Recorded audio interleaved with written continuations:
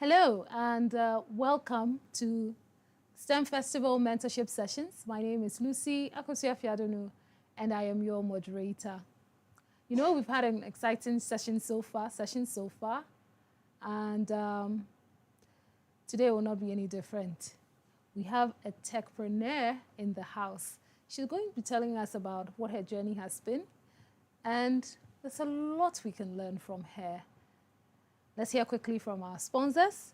As you know, brought to you by Primetime Limited in partnership with Pepsodent. Of course, I cannot help but smile so wide. In partnership with Jupe Money Transfer, Bell Beverages, YFM, and GTP. We'll be right back. Ow. Let me see. She's never had a toothache before. There might be a cavity. Don't you use Pepsodent? We used to, but I'll try the new one. Ah, that's why. But doesn't every toothpaste give cavity protection? Not really. Pepsodent's Cavity Fighter repairs tiny invisible holes to give 10 times stronger teeth. Will you trust Pepsodent? Definitely. Pepsodent. 10 times stronger teeth. Use Pepsodent's Cavity Fighter.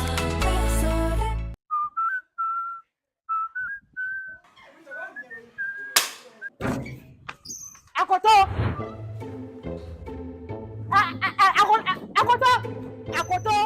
Akoto!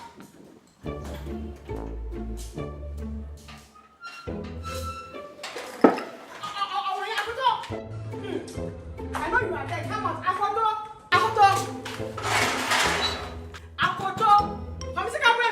Come see Capremi. Hello, Alpha. Come on from Yeah, the landlady is here today too. She's harassing me this morning. Yes, come and see how I'm sweating. Well, if I catch you, Yes, the number I sent you the last time. Yes, use the Jupe app. It will come right now. Pebra. Ah, so I'm sick of mommy. Give me my money. Me, Jimsika. We didn't know. What your Jupe is here? Yes, Karanabe. Your Jupe. Jupe is the best money transfer app that is used to send money directly from the US to Ghana free of charge. They have the best rates in the market and they are very competitive. And no thing is Kano Kana Abrosono.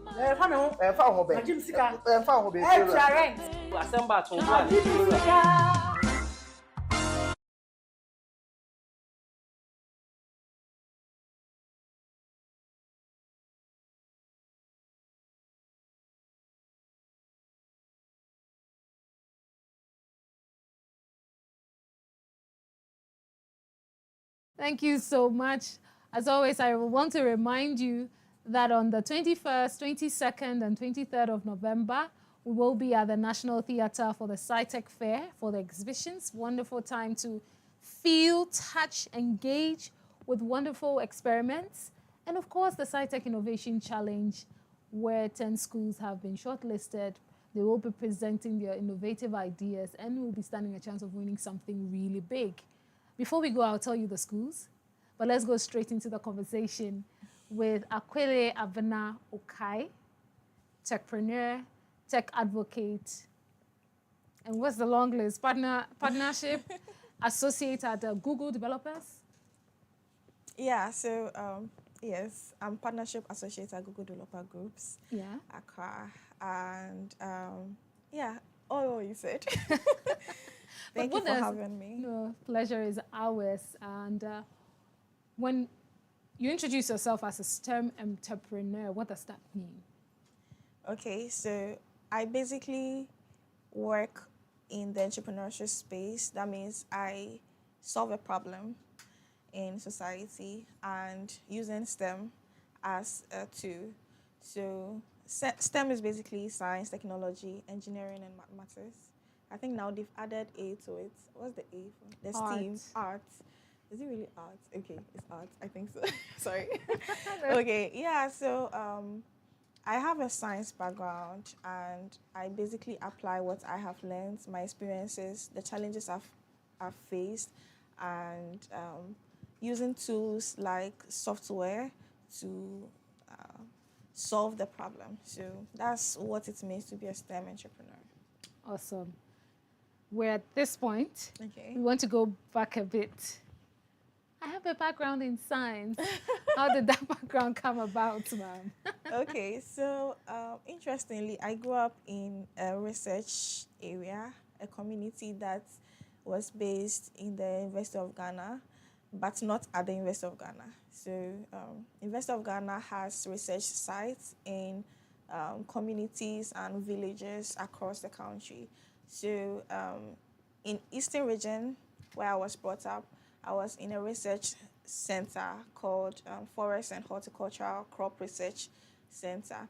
So I basically came to terms with agriculture as a science, and not just a science, but my dad grew crops in the backyard that we used to eat from. So when I say I have a science background, I literally grew up learning from scientists and having the experience of agriculture myself. I mean, farming, going to the farm, and yeah, so that's basically where my research background, my science background comes into play. However, in senior high school, I did general science, and that's pivoted into where I basically am in. That's from University of Ghana, I did biochemistry, cell and molecular biology at the University of Ghana.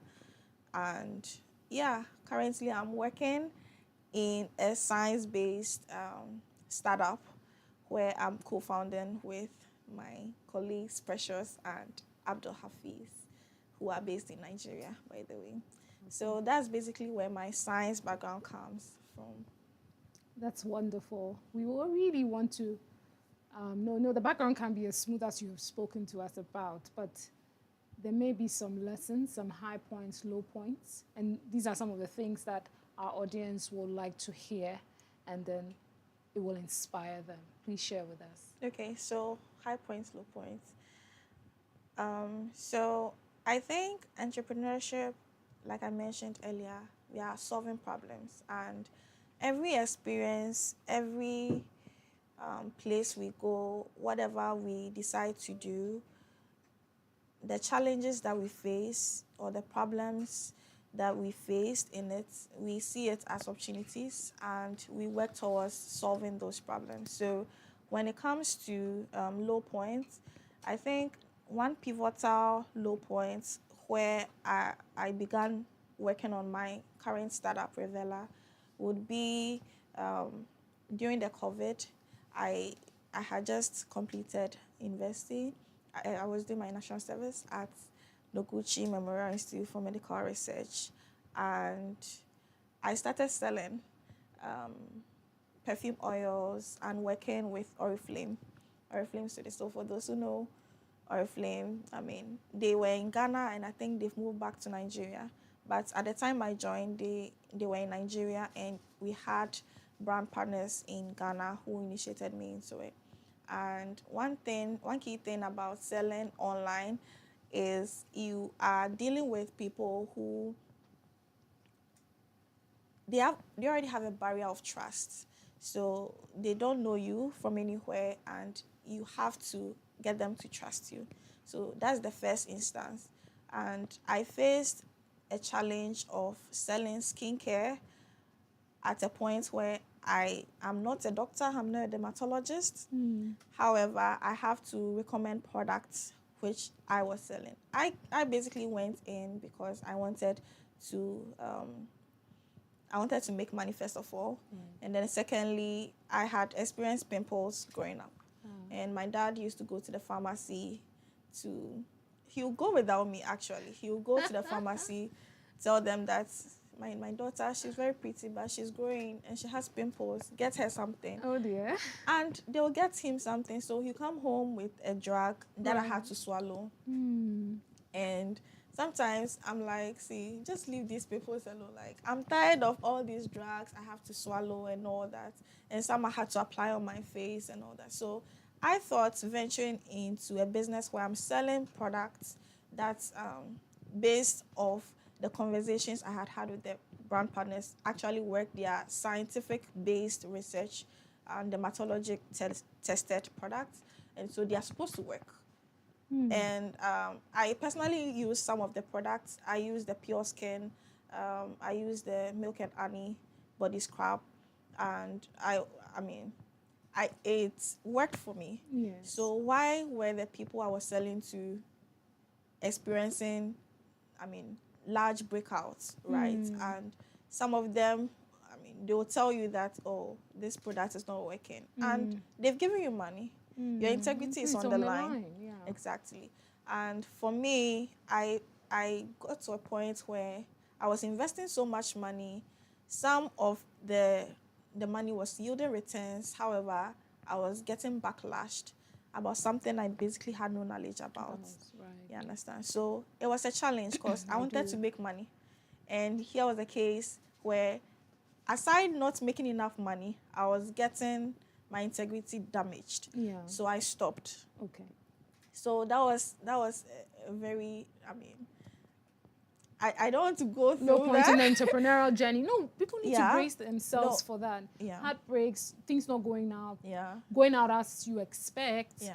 It's fine. These things happen. When you're in such a point like that, it's about taking a decision and what do you do, what inform that decision. And of course, you are going to share with us. So it was indeed a low point for me. And like I said, we basically face challenges and consider it as opportunities. Absolutely. So that's basically where the idea for my current startup came from. Look at that. Revela. So what we are building with Revela is an AI-backed platform. Right. So it's a software, it's a web app that helps skincare businesses, right? It helps skincare businesses to assess their customers' skin tone, skin type, and skin conditions. So because I was selling online, and I know most skincare businesses actually sell online. It's few of them, legacy companies and some well-to-do companies that have physical locations, and they even have professional dermatologists to on site, to do the to solve assessments. Right. the problem of what's it called? They detecting what is exactly wrong with your skin, right? However, majority sell online. So Revela is that link in bio you would put on your Instagram and your LinkedIn, your Twitter, your Snapchat, TikTok, whatever, wherever you sell. And when someone comes to purchase from you, you would have uploaded your product, of course, on Revela. When someone comes to purchase from you, the first point is the diagnosis. Revela uses AI-based technology to help you to take a picture, just like you're taking a selfie on your phone, and you're going to get analysis of your skin tone, your skin type, like I mentioned, and to the point where you are going to get recommendations of product that should help, right? And so that's where the idea of Revela came into being. And I'm so privileged that I was at Mest Africa when that idea was developed, because we were able to get a community of entrepreneurs from 19 different African countries here in Ghana who were basically they were given their own background experience, how it work in their own context, and basically having that kind of community where we could interact and share knowledge, and especially software experiences. So yes, so that's where I am now at Revela day to day. No, thank you. You've taken us back and brought us back to the point where we started, and I'm beginning to see a very wonderful pattern in faced with a problem, light bulb moment. You went into Mest Africa, which is like an incubator sort of, and then there you sort of birthed Revela. That's correct, right? But I'm sure there's some gaps there, and that's what we're trying to bring to the fore so that our audience would appreciate your journey much more. How did you apply to Mest? And it's an idea in your mind, Revela, something that will help. Let me put it in your own words. Why are my customers breaking out? What can I do? Because it's more of an assessment thing. I'm not giving them the right product to tackle because I don't really know, from a scientific standpoint, what the problem is with their skin. So what can I do? So in that phase, that storming stage, the idea is in there. You go into Mest. So I just want you to connect the gap. Is it an application? Was it an encouragement? Or I definitely need to get something to help me solve this by all means. So Mest comes up and it's like, okay, this is for me. Or like any other NSS, person, they finished this, maybe the side business didn't work, let me look around and try and get a permanent job. Usually that will be the trajectory, but you've just given us a sneak peek into, you went into mess. So I just want you to really tease out what really happened, and then the mess, the experiences with mess, how partnerships are formed. That's also key for us to know when we find ourselves with such wonderful experiences or opportunities, how do we quickly, make sure that things work in our favor, please. Okay, so I'm just going to start from national service because you mentioned that. Absolutely. So, like I mentioned, I was at Noguchi, basically in the molecular lab, DNA P3? diagnosis. Sorry? In the P3? P3? No, I was, P3 is virology. Okay. Yeah. Okay, so I was in epidemiology lab. Oh. Yeah, so shout out to Aunt Senna, who is my supervisor. She's now Dr. Senna Matrevi. Okay. Yeah, Hi, she's Dr. a very Senna. she's a very phenomenal woman, and she basically got me to love what I do in the science field. However, after national service, I had always been interested in technology and software, front end, back end. I basically wanted to put something on the internet as well, right? Oh, awesome. Yeah. Make a mark. Good day. Yeah. You are always going online browsing, but people actually took their time to build what you are using. So, yeah, I also wanted to learn something around that. So immediately after national service, which ended in September, I applied to the Ghana Tech Lab. It was actually on someone's WhatsApp status, and I saw the opportunity. I was like, I've always loved computers. I've always loved mobile phones, and we are not maximizing them enough. So let me go and learn about what I could basically do with this. And this one challenge for people who are very smart. They tend to do well in almost everything, and they seem not to find a particular spot, right? And so I think that was what happened to me, because I basically wanted to learn tiny bits and pieces of almost everything, right? And so that's Jack of where, all trades. yeah, master of none, Yeah. but still better. Yeah. Yeah. Okay, so I went to the Ghana Tech Lab. So at the time, Ghana Tech Lab, I think it's now called M Lab. At the time, it was one of the most prominent incubator hubs in the country. So I went to the Pokwase campus. It used to have 2 centers, at Pokwase and then at Circle. Right. So I went to the class, and my first teacher was a lady, and she was teaching me software engineering, and I was so happy. Yeah. Umu, I'm so glad you came into my life at that point that you did. Yeah, so Umu Kai, that's her name. So I learned UI UX design. I learned Flutter. I built some apps and mobile apps on, I posted it on GitHub. Yeah, and then they also taught Firebase. So I basically learned everything I needed to, the basics of putting an app on the internet, right? And through that, I got, since we are talking about mentorship, Yes. I got mentors from the incubator space who basically mentioned to me that, okay, so Ghana Tech Lab at that point was still young, and I needed to go to MIST, right? So they were basically saying that, oh, you have done this, and after the whole training, we were initiated into the startup scene. I hadn't heard startup. I didn't even know that there was a word like that existed.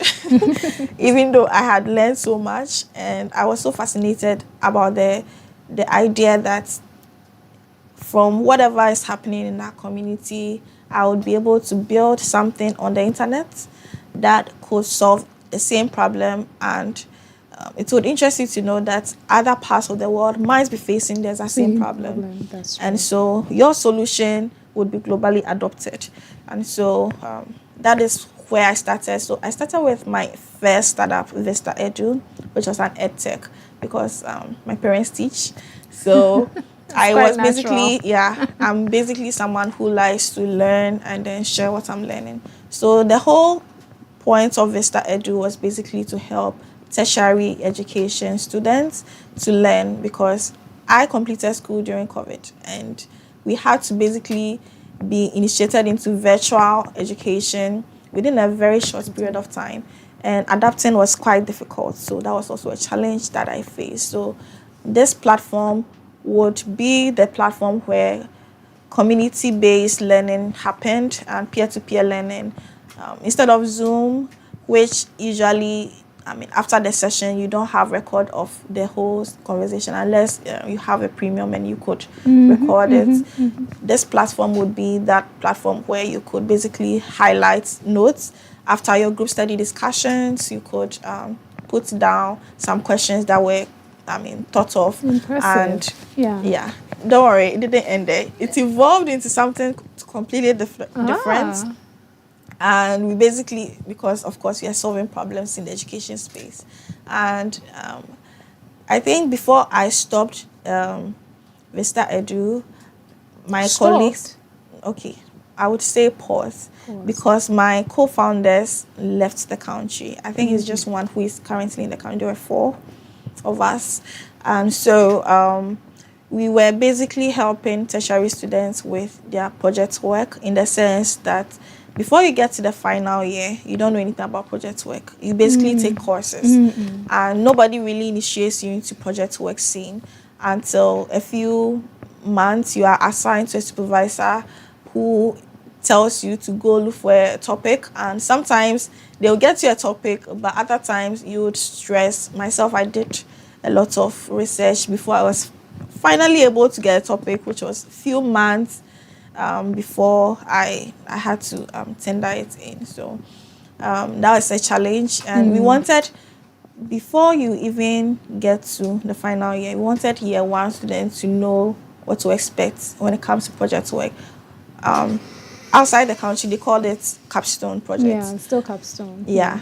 And what exactly is it about? What are the skills you expected to gain out of it? What are the job opportunities available for you after you have worked on your project work? And it doesn't even have to do with whatever you worked on for your project work, because it got to a time people get discouraged during the time of project because it's very stressful. I know. And of course, the main reason is you are not initiated into it. You don't know what you're doing. You're basically following instructions most of the time.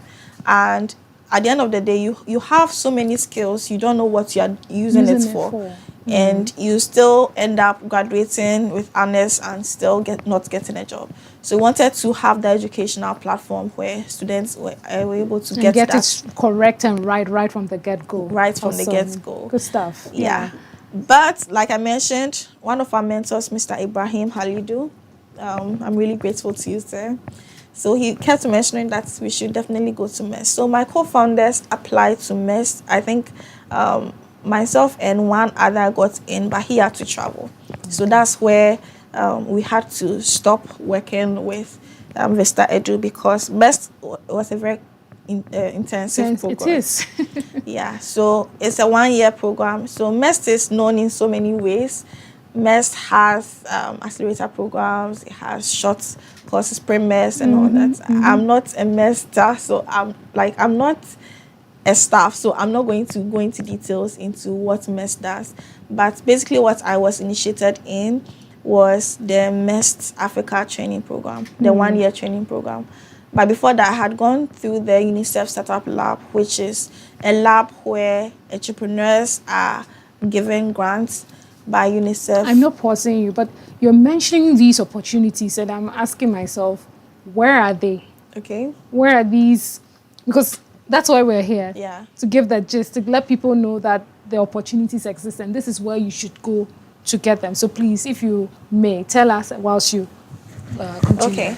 So I think I may have highlighted the fact that I got to know some of the opportunities at an incubator space. So okay, so you need to be finding yourself, aligning yourself to these events, programs. Yeah. You hear there's something online, incubators. Yeah. Please be a part of it. Yeah, I think initially there were few. Now we have more than 70 in the country, and almost every region has more than 2 incubator hubs. And these are platforms where you are going to meet entrepreneurs like yourself and work together on projects. Yes, please. Where you don't know where it's going to take you. So the UNICEF Startup Lab, basically, they have different selection processes. I learned about it at the incubator hub. So I also was told to go online to search for UNICEF Startup Lab. And I think it's only Ghana that has UNICEF Startup Lab. So I didn't even have to add Ghana to it. So this is a partnership between KOICA, UNICEF, and MIST. And most of these organizations usually fund government projects, and they wanted to help entrepreneurs as well.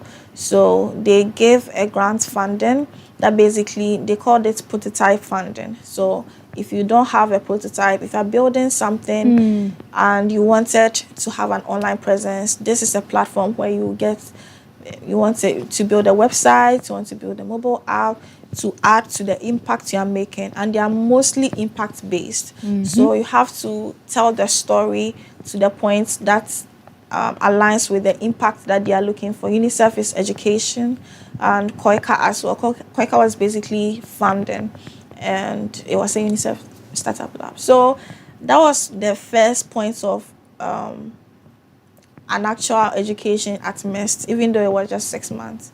So I learned so much. I didn't know what to do with it because it was so pivotal to my growth.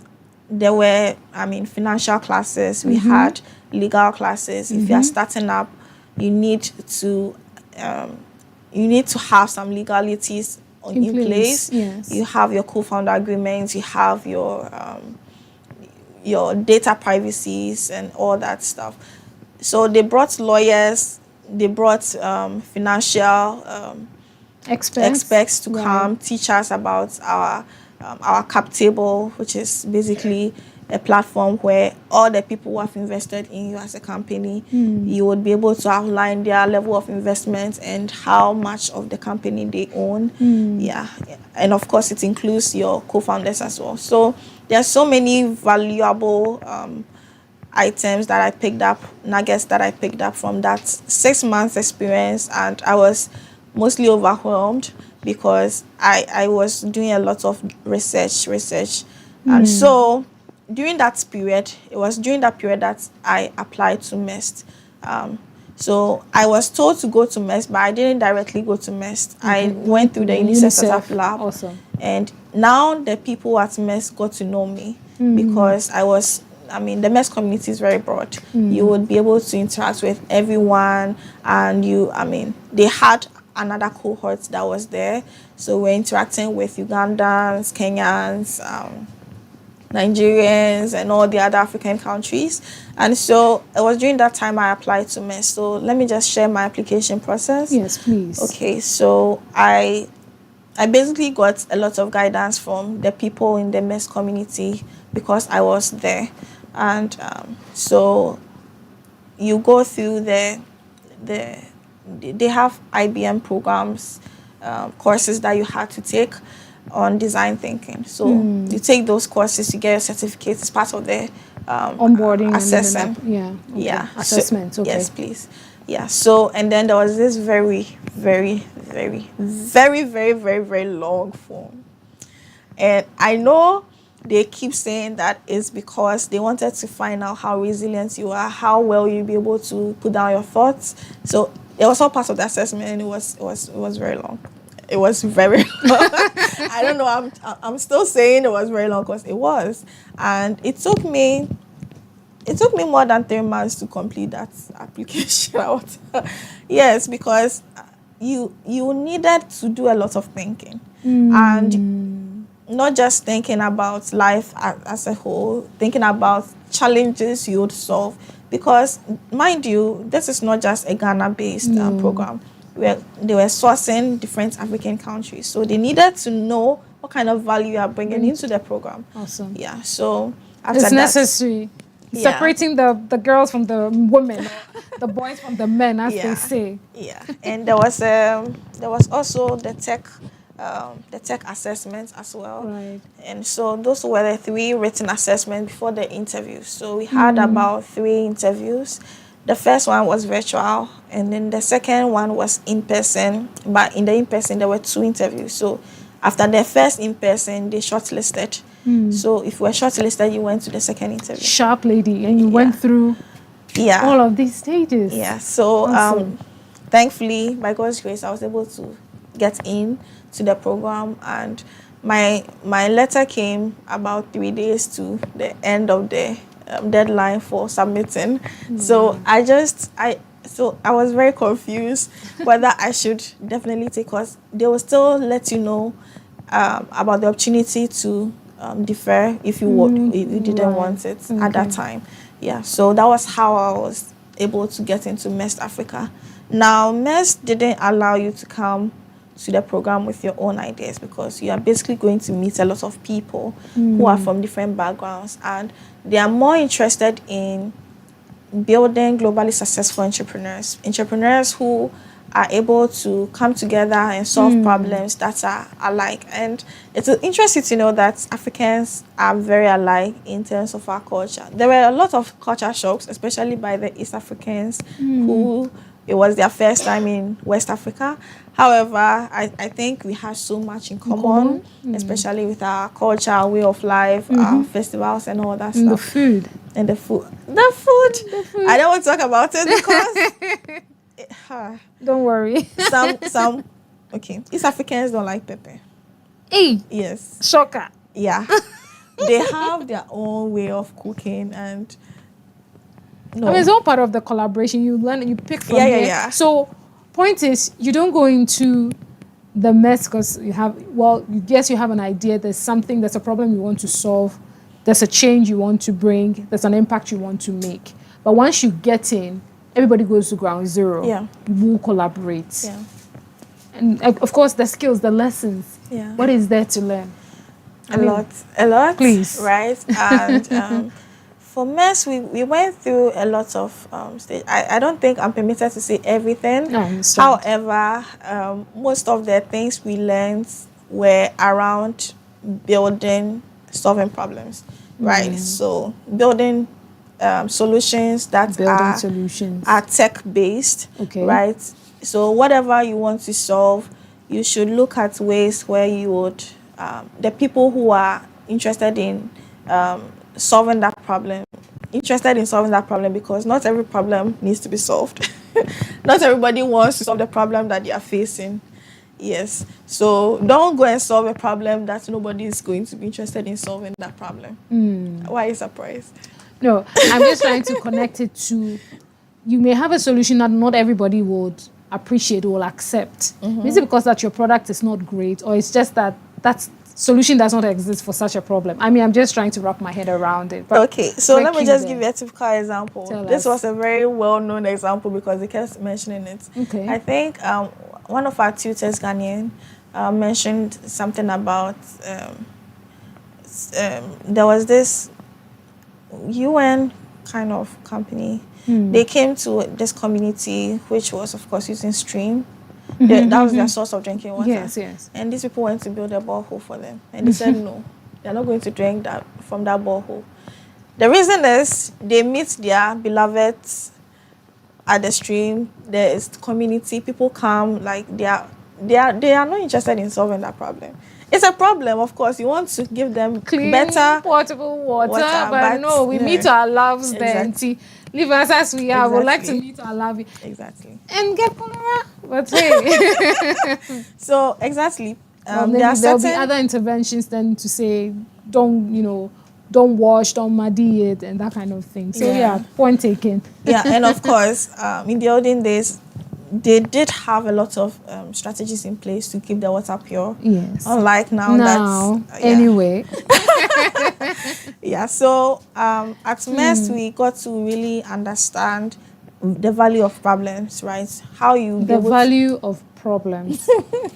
Yeah, so how you are able to weigh down problems into problems where, first of all, the people who are faced with the problem want to solve it. And then because we are doing entrepreneurship, you want something that people would pay for, right? So, Please hold that. okay. Because you're an entrepreneur, you want to create a product or a solution that people would like to pay for. Yeah. Okay. Yeah. So, but of course, we have the impact-based aspect of the Non-profit, solution. Yeah. Yeah. But Even with non-profits, we are now. I mean, there's this chain of thoughts that is going around where non-profits must be profitable in certain aspects. That's absolutely right? must be sustainable, because Yeah. where would you be tomorrow? Exactly. Great. Yeah. So that was one key learning for me. And so whatever you want to build, whatever you want to solve, you should find ways to sustain it. And typical example would be Airbnb. I don't know. You know Airbnb? Yeah. I do. Okay. For those who don't know, Airbnb is a platform where you're able to find a place to stay. Accommodation. Yeah, that is not a hotel, Yes. because yeah, there was a lot of that inconvenience and okay, I don't want to backlash hotels. However, Airbnbs are basically people's homes that they give out to you to stay for a few days. Brilliant. The founders of Airbnb didn't make money directly from Airbnb. They made money by selling books. So it was a political year, and they wanted to make money, of course, to sustain the business.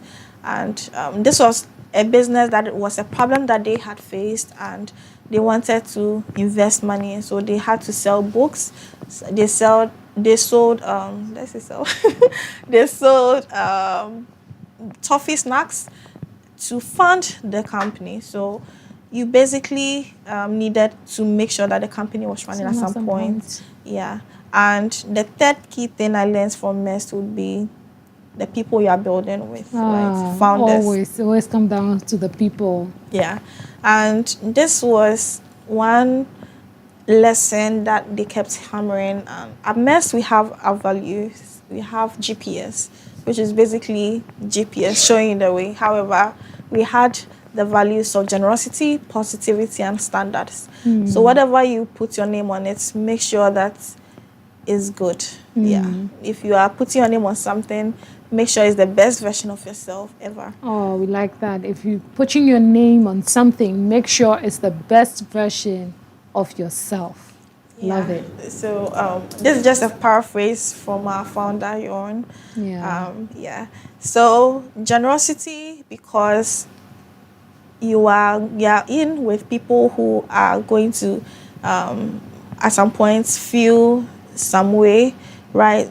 We are entrepreneurs, and we mostly sometimes don't want to give out everything because we know we are going to run out of it, right? You are basically funding yourself. So being generous is being generous in your ideas, being generous in your way of thinking. You know, most people think that once they tell you the idea, you are going to work with it. So they will not tell you. Of course. Not knowing that once they keep telling you, they are shaping the story, right? And people who listen to you will definitely put in some feedback that would help. Very important. And the way you are going to implement it will be different from the way I am going to implement it, because you are two different people.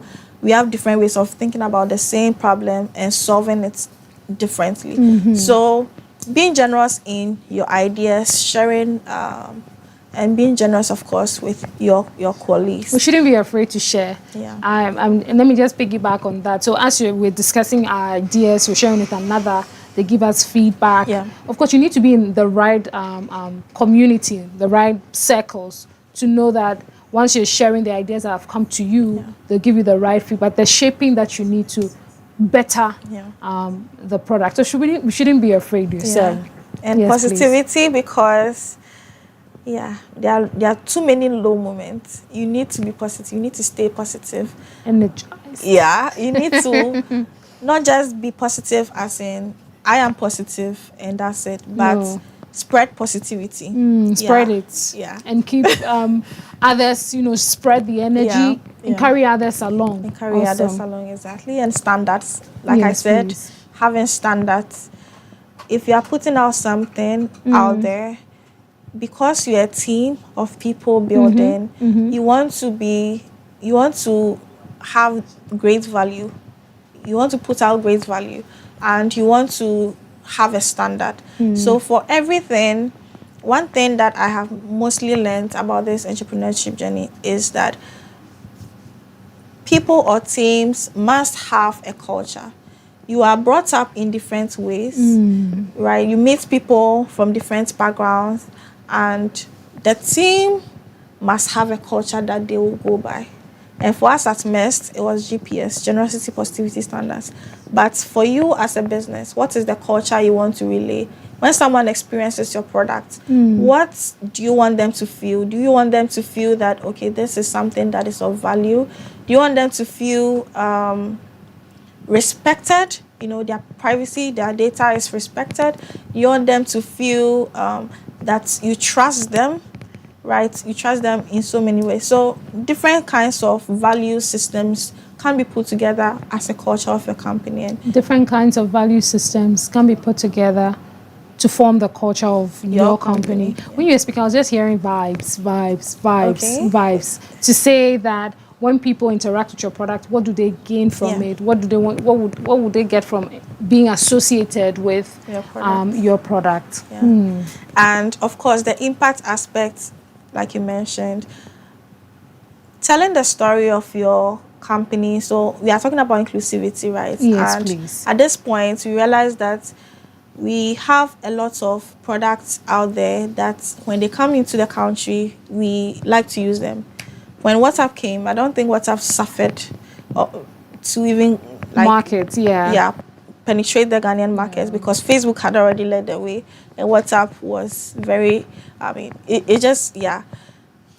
I heard you say JuPay. I don't know how many people are going to use JuPay because they think is it based in Ghana though? It's international, globally. No, like the founders are based in Ghana. I think so. Okay. Yeah, so something like this, because it's local made, the people feel it's Ghanaians who made this app. Maybe it won't be good. Credibility, okay. It won't be of value. What if they spend my money? Right? That's one blocker that we face, especially for tech entrepreneurs. But we are in the space where you are telling your story. You are telling the story about how you started. You are sharing it on LinkedIn, you are sharing it online and telling people that, okay, this is what I'm doing. And it will interest you to know that African stories are very few, especially Ghanaian stories. So if you're an entrepreneur and you're listening, please make sure that you're putting yourself out there. And it doesn't necessarily mean that you are telling lies about what you are working on. Very important. But you are basically being your authentic, genuine self and sharing about your journey, the struggles, basically the interview we are having. I'm someone who basically does that on my LinkedIn. I read you up. Okay. And yesterday you had a program and you spoke about it. I mean, for me, I'm just learning that, like you're sharing, and it's your testimony of it. You're not just telling us, and I'll tell you this. She's not just saying that, put yourself. She does puts herself out there. Yeah. She literally told us what her day. And after reading, I actually lived a day with you. And of course, one thing, and I must give you props for that, which is acknowledging the people who have been with you during the day or during the journey, who have, been generous to give you. So for example, I realized that you're giving props to the speakers and what have you. And I find that to be very interesting and very good. And I'm learning. People, I'm very excited, they put on the link, I'm very excited, and then that's the end of it. But you always give us this call to action, always give us this, you always hold out this hand and always appreciating people who have been along with you, and I find that very interesting. And it's a good thing for us all to do whilst we put in, because it's not a one-person story. Exactly. The power is in the masses, the power is if you share the community that are with you. So, yes, this, and adds to your credibility. Yeah, of course, it definitely adds to your credibility. Yes. Yeah, because you've told us that, okay, you did this, and so what? Who are the people who were there? And you'll be shocked that just because you mentioned that those people were in the room, and that's it. That has built your credibility. Yeah. So let's not be afraid to share our journeys, because that basically allows us to take ownership of the people telling our stories, right? This one thing that I really like about Nigerian entrepreneurs. They are always putting stories of what they are working on out there. And this has made Nigerian tech blossom. It's very VC backed. Aside the fact that they have the numbers, they are a very large population. We have a lot of venture capitals going to Nigeria. Even when Western media keeps telling them that, oh, they are fraud and fraudulent and all that, it's still booming because entrepreneurs, founders are telling their authentic stories. And especially women, right? I'm just going to center in on women for a bit because when someone asks me, so I'm just going to use this example. At the Ghana Digital Innovation Week, GDIW, held at the Accra International Conference Center. I was there for the 3 days, and I hosted this session by Building Bites. Building Bites is a tech podcast where we tell relevant stories about the Ghana tech ecosystem to drive growth and innovation. So after our session, there's this lady who came to us. No, she came to us as a team, and then spoke about, she's from the UK. She came, I've forgotten her name, I would have mentioned her name. She came to us, and she acknowledged that what we are working on is very good because we are launching our playbook, the Ghana Tech Playbook, next month, this December, where we are basically shaping the stories of entrepreneurs such that after interviewing 25 tech founders who have stayed in the software entrepreneurship business, not software entrepreneurship business or tech entrepreneurship business for over 10 years and more, we have gathered insights into some analysis of the trends, the similarities, how you should be able to start a business if you are living in Ghana. We call it the Ghana Tech Playbook. Awesome. Yeah, so she Looking mentioned... forward to that. Yeah, so please look for it. You can go to ghanatechplaybook.com and you can just wait list over there. It will be launched in December next year. Yeah. Next year? Next month? Yes, next month, sorry. Next month, yeah, okay. Yeah, so she came, and when she said that most entrepreneurs in Africa, we go by the Western playbook, it really resonated well with us because after interviewing these people, we had come to terms with the fact that some of them tried the Western playbook. That is, they'll tell you that, if you are solving this problem, like, they don't take into consideration the Ghanaian culture, right? No. They don't take into consideration people's language, how they are able to receive the information you are putting on the platform, right? Yeah. And so you would think that every app should definitely be in English. And for an app that is basically local based, that is telling the story about local based, there are certain things you have to put in the app that will make the people using the platform appreciate it more because it's in alignment with their culture. So she mentioned that and commended us. And she came to me to tell me that she wants to feature me in one of her magazines. Yes. And that I should look for tech entrepreneurs or AI founders, women founders in the space. Yes. Trust me, I searched. I'm on LinkedIn. I have a lot of people that I speak with. And you realize that only few of them are telling their stories. So at the end of the day, where are they? Where are the women, right, that she wants to feature? You understand? And you'll be very surprised that your story, because it's so unique, is valuable. Because if someone in the UK wants to really get to know how people in Ghana are building software businesses, they'll come to people who are telling the story of how they are building. Absolutely. And if you're not, they can't say that, just because you say you are, and that's it. Already your skin color has blocked that trust. Oh no, it's not any secret. It's true. So you have to live your truth, basically. Right. Live your truth. So women entrepreneurs, please share your stories, and as much as possible, even the low moments and the high moments. And of course, make sure that you are in communities where people like you are in. So I think one thing that basically helped me a lot was communities. And when I joined the Google Developer Groups Accra community. Oh, we're going to that. But Please go ahead. Tell us. Okay. Oh no, let me just allow you. No.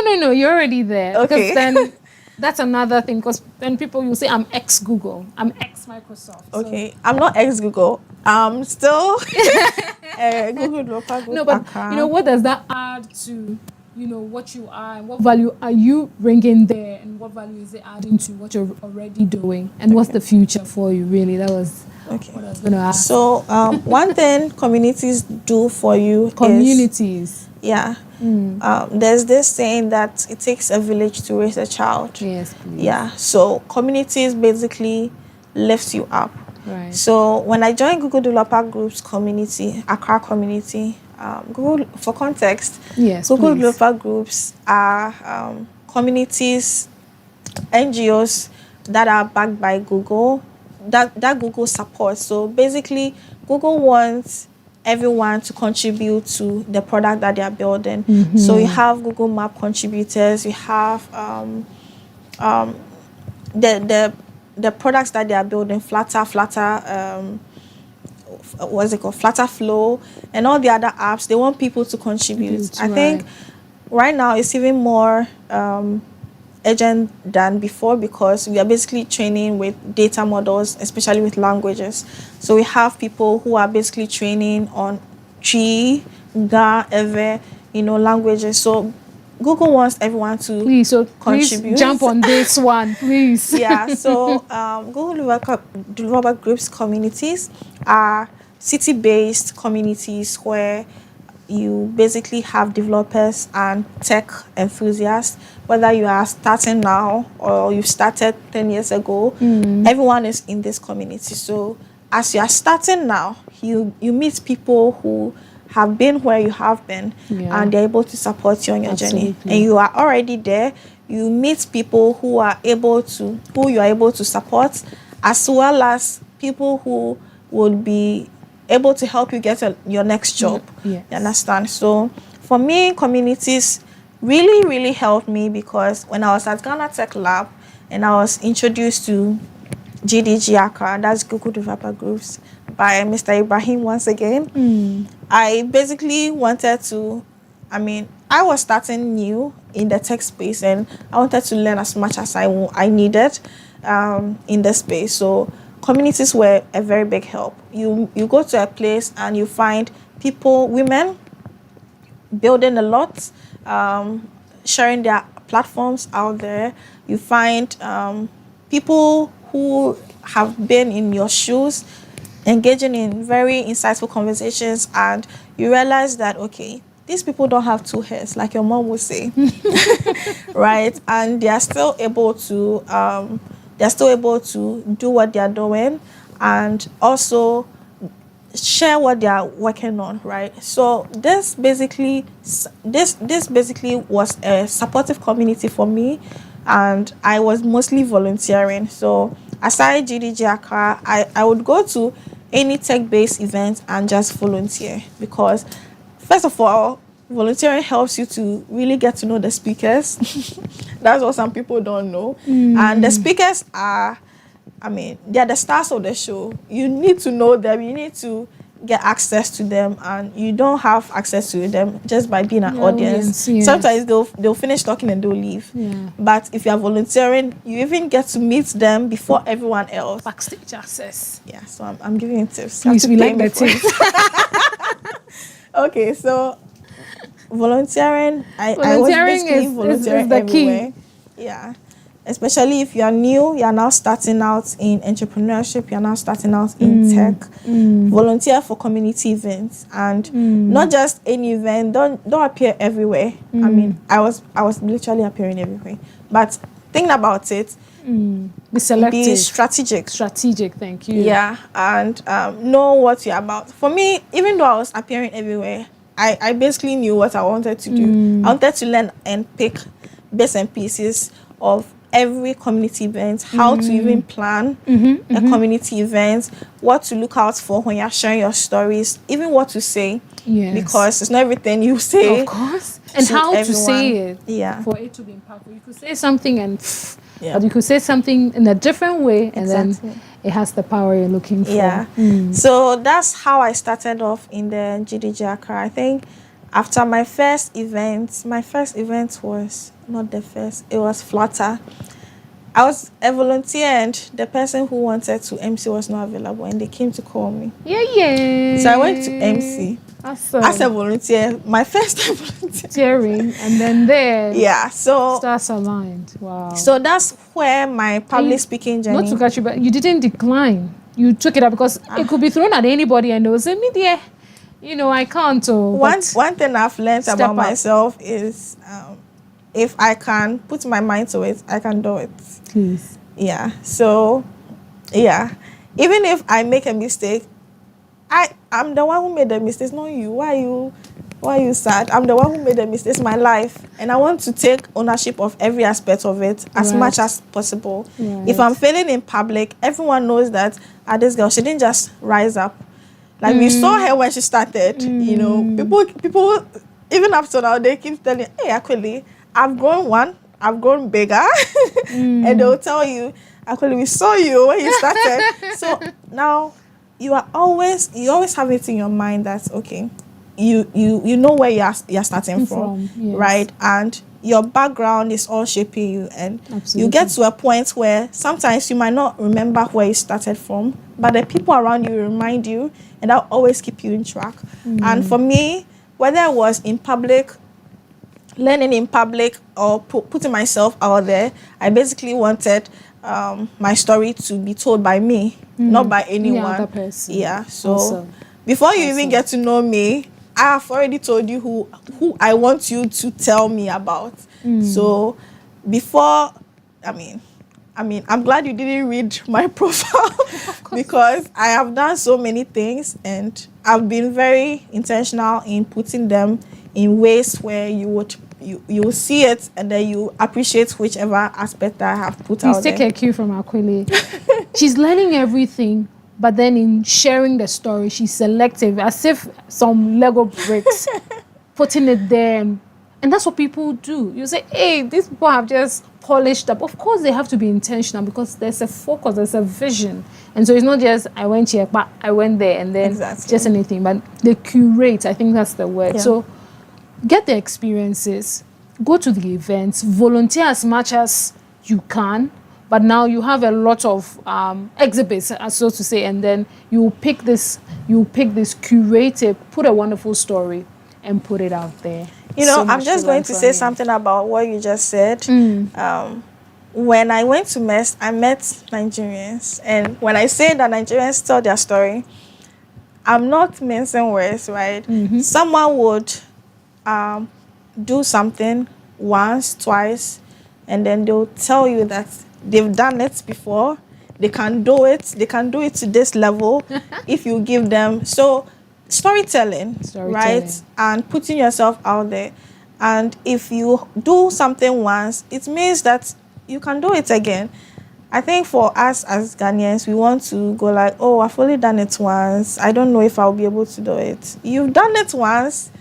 Keyword is done. It's done. Keyword so you can do it. Please. Yeah, so sharing, putting it in your mind that, okay, you are actually who you think you are if you believe that this is me. This is me. Yeah, so that's basically what I'm just going to share out there. So students, whatever you're learning, put it there. If the people are helping you along your journey, acknowledge them. Yes, because it's going to come back. Yeah, give them their flowers. Yes. Yeah, it's going to come back at you in mind-blowing ways. Yes. And that's one thing that you might not even appreciate about social media. Let me just use the example of LinkedIn. So I am a LinkedIn content strategist. Awesome. And this because I mostly post on LinkedIn, and I know the kind of content that I post that gets the most engagements because I've been very frequent and consistent such that I have been able to craft a strategy around content. Right. And one thing that I have learned the most is some people think that they are doing other people a favor by commenting on their posts. You know, sometimes you see someone and just go like, this girl, she's talking too much. Let me just leave her post. But every single time you comment, you say, oh, you've done well. Oh, well done. Like some words of encouragement. Or you just put in, okay, some feedback from the post that someone has made. Everyone in your network gets alerted. Everyone in their network gets alerted that you've made a comment. And even people who are not following you, it will come up that, okay, this person talks about this, right? So it's basically shaping you, right? And now LinkedIn uses AI data to train you. So you as a persona, you are not just a mix in a bubble. No. You have been identified as an individual, and every single item, every single action you are putting on, ripple effect is happening, right? So if you acknowledge someone who has been instrumental in your journey, I mean, in the olden days, we just go like, oh, it's a small world. I mean, once you sow, what's it called? You are going to reap what you sow at some point. Yes, you reap what you literally sow. On social media, you are reaping it now. Right? Magic, right. Yeah, so I wouldn't say magic, but okay. No, it's instant. Yeah. No, it's instant because it's instant. I mean, I'll tell the truth this afternoon because we're preparing, we're coming, we're meeting with you. So I did look at a few things. So like interesting, and like I find myself clicking on the other things. And you're very right. The ripple effect. It's just you. I went in to read up and then find out who am I going to meet and that kind of thing. Thank you. I appreciate it. No. Wonderful story. And I was like, I'm scrolling and I'm like, what's this thing? So I just click on something and it leads me elsewhere. And I was like, oh, mutual friends. Like, all my other friends are also. So please, this is here from me. I just did this a few hours ago. And it's really true. Because I'm like, oh, you and I have mutual friends. Oh, they're also in this space. Like, hey, let me also quickly. And the next thing I did was somebody posted something like, let me repost this thing. And like, do you put in my own points? No, I like what they've written. Let me just repost it. And I'm like, chill, let me come back. So just to add to what you're saying, not to add, but just to emphasize that, yes, curate the output, but just appreciate the thank you, the well done, way to go, work anniversary. The thing will come up and say, you have 5 years in your, and so what. But please appreciate. And these are the small things that comes around to, boost your profile on the LinkedIn. But LinkedIn strategies, maybe afterwards you teach us a thing or two, or you put out some, to-do nuggets, a 5-pointer or a 10-pointer. We'll be looking out for that so that, you create, of course, like you're sharing, as part of this entrepreneurship journey, women, girls, ladies, put yourself out there.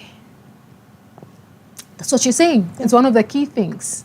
And so please as a follow-up, share our conversation, share the conversation that we've had, and then following that, give us that strategy, a 5-pointer, 10-pointer, and then we'll be happy. We'll give you your flowers. Oh, no, of course. I'm actually currently, so I like to give, right? Yes, please. So almost all the time when I'm sharing my story, and that's the thing, right? On LinkedIn, you can decide to be different kinds of people, depending on what you want people to receive. You can be an expert level on a particular topic, and whatever you are posting out there would be expertise.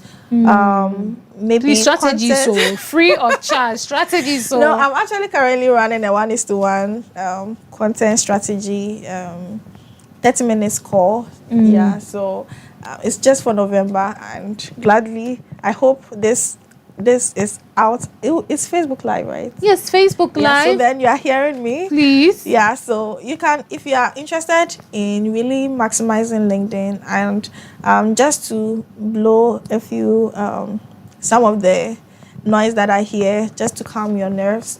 I mean, every social media is stressful. LinkedIn is stressful. But it's probably because you're a consumer. You're just scrolling. You're not creating. You're not creating. Yeah. So please, flip the coin. Yeah, Be flip the coin. A creator. Yeah, I think the people who created the most during the COVID are the ones who are making the most money. I was going to talk about money. Babe.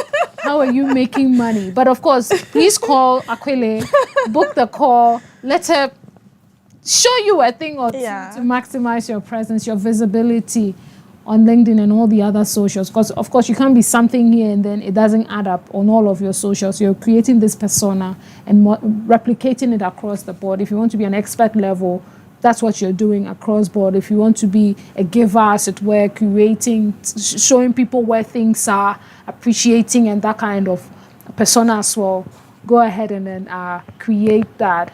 Yeah. But I wasn't hearing how you're making money because I was like, hey, babe, how are you eating? How are you making money? Because I actually wrote here, profits, UNICEF, how are you making money from there? Or maybe still pocket money from mom and dad. Mest, how are you making money? Then Revela, how are you making money? Today, how are you making money? Okay. You're volunteering and say, she didn't say I'm making money or nobody is paying me because you're self-employed, aren't you? Yeah, I am. So how are you making money? Okay. You know, they got bills to pay. Yeah, we've got bills to pay. All right, so for UNICEF gave us a grant, but mind you, when you're a startup and someone gives you money, it's not for chopping. So that's the point, right? It's really not. It's not for you as a founder. It's for the business. Business money is different. It's not your pocket money. from your personal money. Right. And I think that people who really understand this, just this, separating company money from personal finance, just that concept, they are the people who are mostly benefiting out of their businesses. Revela started in July, and for tech or software-based entrepreneurship, we basically have a period of time where you have to build your product to this level before you are able. Is it time? Sorry, no, go ahead. Okay. All right. Before you are able to reap the benefits of it. So no, I'm not making money from Revela yet. You mentioned UNICEF. No, so all of that time, because you were not in any employ. So how are you making money? Maybe trust fund, baby. Oh no, so so like I said, I'm an entrepreneur, and I think one thing that Mest taught me. So we had this project, a short. Oh, it was a 1 week. We were tasked. We also had it at Ghana Tech Lab, but we called it different names. For Ghana Tech Lab, we called it Entrepreneurship Hustle. Okay. So you're given a seed money, like 20 CDs, and you're an entrepreneur, go and make money out of it. Wow. Yeah. So whatever you will have to do for the 3 days to make that money, that's up to you. For Mess, we had 1 week, still 20 CDs, and what did you sell? My team, we made 1,000 CDs. Wow, nice. But that was not the highest. I think the highest got like 1,005 CDs. Wow. No, but that's impressive. No, what did you do with 20 CDs? Because I'm sure you have a 20 CD in your pocket and wondering, maybe make a top popcorn and ice cream. What is it? Please tell us. So, let me use the two examples. For Ghana Tech Lab, we were basically tasked to do whatever we have to do to get whatever so I think we sold we went to these people who, so one of the entrepreneurs in the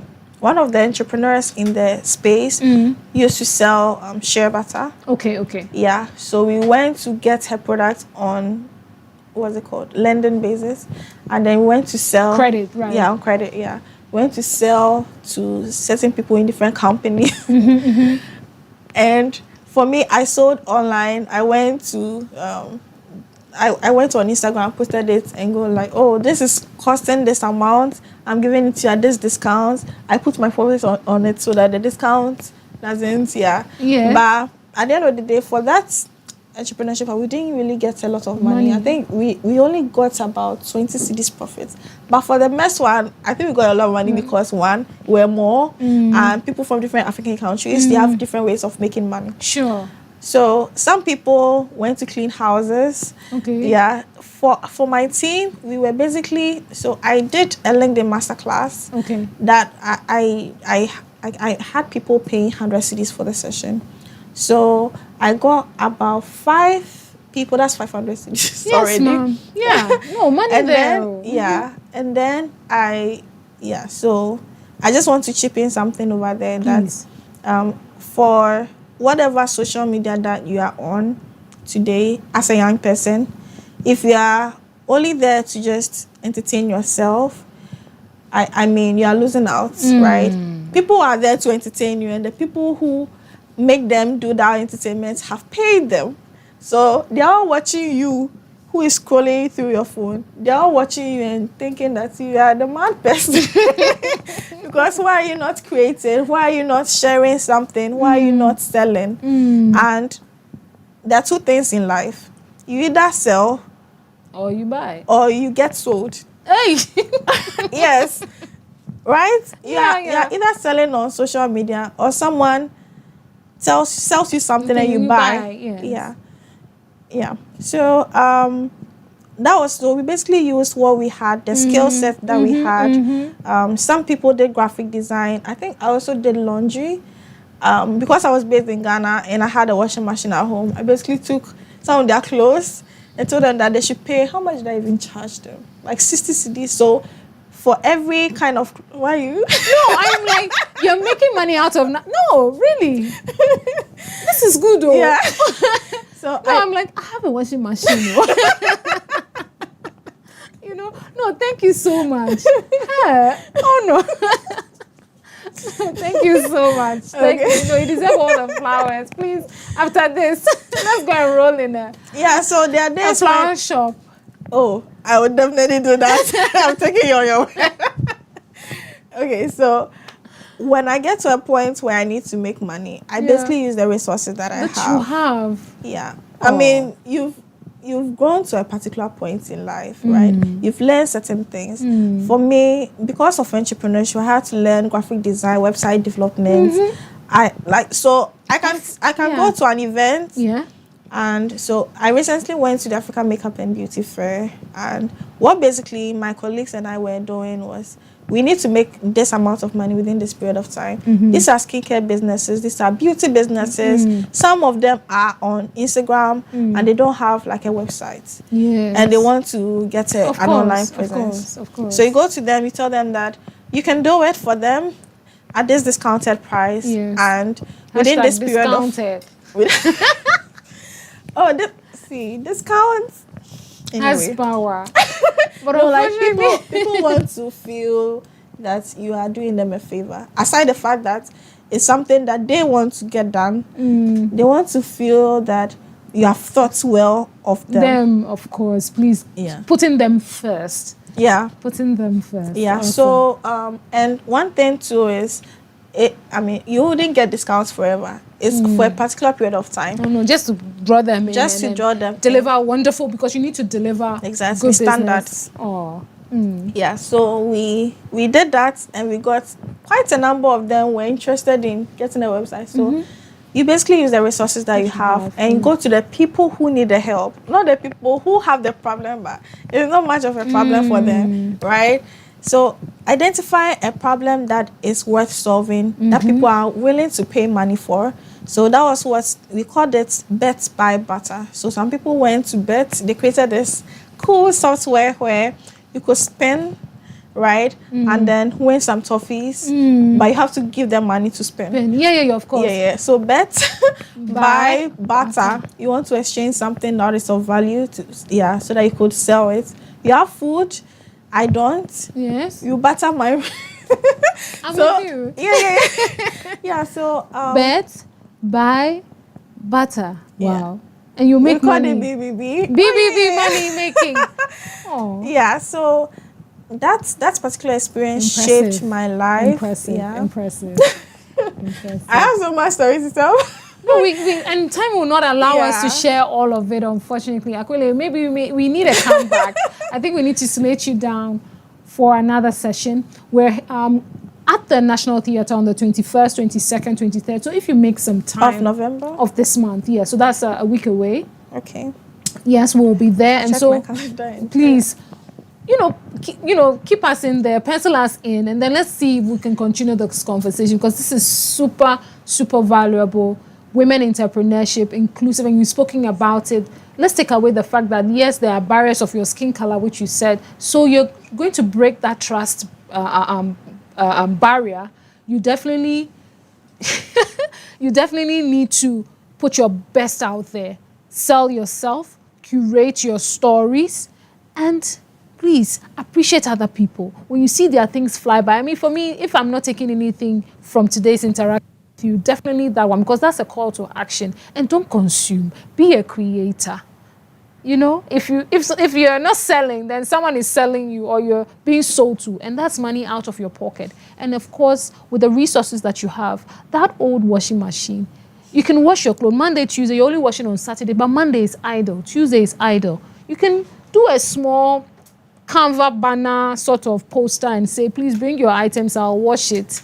And then you're making some small money there, my brothers and my sisters. Thank you so much, Aquile. I just want to say please. A very big thank you to Daniela Darlington. I'm so glad that you gave me this opportunity. She's a mentor to me, and I've been following her journey, and she basically inspires me to do what I am doing. So thank you very much, Daniela, for this opportunity and platform. And thank you so much, Aquile Abena Okai, for gracing our studios today and sharing your wonderful story as a follow back from me to you and learning so much. And I think we said what, flowers? We said flowers. So definitely do that. Viewers, this is what time will afford us. We have been proudly brought to you by Primetime Limited with support from Jupe Money Transfer. In partnership with Pepsodent, I must say, the smiles that we have here, of course, I'm sure you're using Pepsodent one way or the other. And they're saying to you, call their toll-free number, call a dentist. Yeah, the cavity, you're drinking something cold, and then please call a dentist, use Pepsodent, Jupe Money Transfer, GTP, YFM, and Bell Beverages. Thank you so much. We'll be here tomorrow with an exciting one. Tomorrow is my own classmate, so I'm just so excited to interact with her and share her wonderful story. And she's done a marvelous work putting Ghana on the map. We'll see you tomorrow. Thank you.